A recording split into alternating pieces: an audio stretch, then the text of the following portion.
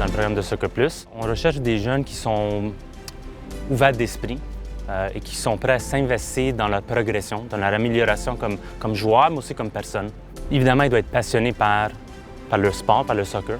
On doit montrer tout ce qu'on a puis, pour vraiment prouver qu'on veut vraiment faire partie du programme. Les prérequis pour entrer dans le programme, c'est pas obligatoire d'être un joueur de haut niveau, d'être dans une sélection régionale ou en 2A ou Division 1, dans un club national ou provincial. Mais évidemment, quand on est dans une logique de sélection, c'est les joueurs qui sont les plus performants lors de nos essais, lors de leur cheminement comme joueurs, qui sont sélectionnés.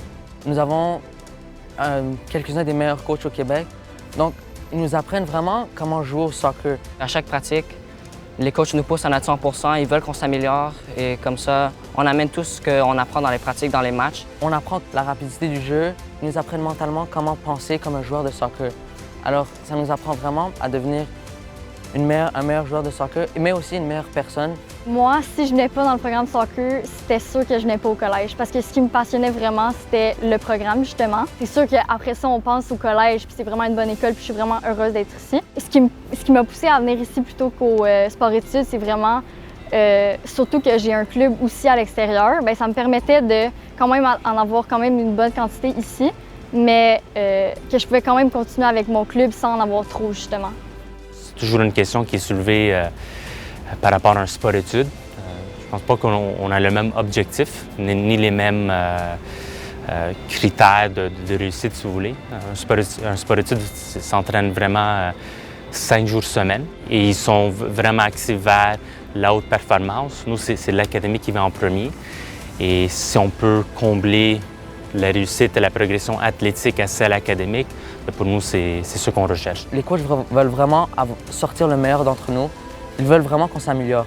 Honnêtement, quand j'arrive à l'école et que j'ai 2 heures de soccer ou j'ai une pratique de soccer, je suis vraiment heureux parce que j'apprends. À chaque fois que je vais dans une pratique de soccer, j'apprends. On apprend toujours quelque chose dans une pratique.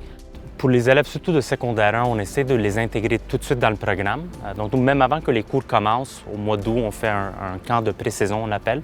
Et ça ressemble tous les jeunes du programme de secondaire 1 à 5. Donc, on fait vraiment notre possible d'intégrer les secondaires 1 dans le programme, qui connaissent tous les autres joueurs et les entraîneurs qui vont interagir avec à travers leurs 5 ans. Au mois de septembre, octobre, on est à l'extérieur, donc on s'entraîne dans un terrain synthétique. On va jouer des matchs dans la ligue extérieure du lac Saint-Louis. Et l'hiver, on s'entraîne ici au collège en futsal, donc du mois de novembre jusqu'au mois de mars, plus ou moins.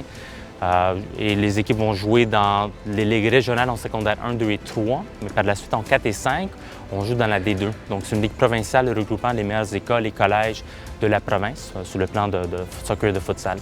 À la fin de l'année, on fait d'autres sports. Donc, c'est vraiment un beau mélange de sports complémentaires au soccer et au futsal. Évidemment, il y a nos tournois aussi.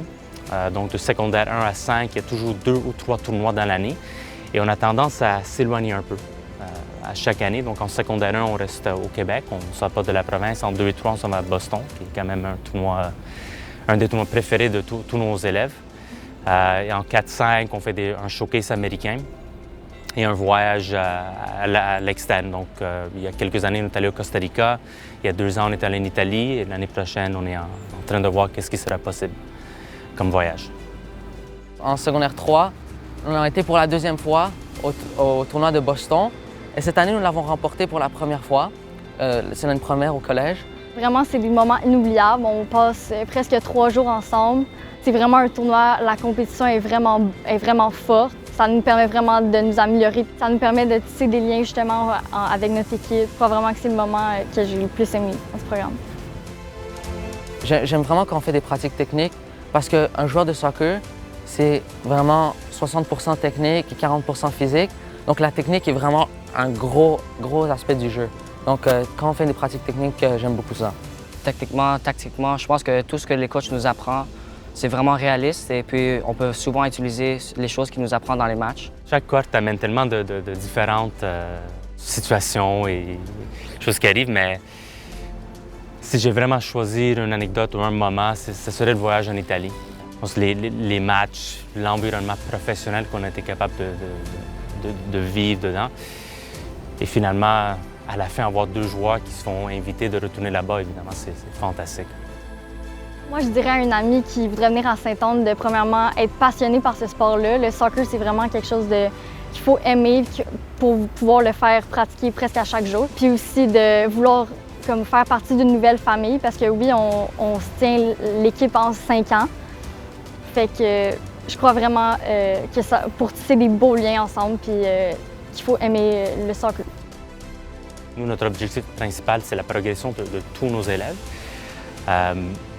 J'ose dire que dans les dernières 6 ans que je suis au collège, à chaque année, en revenant de la pause pour les vacances d'été, on entend des histoires des jeunes.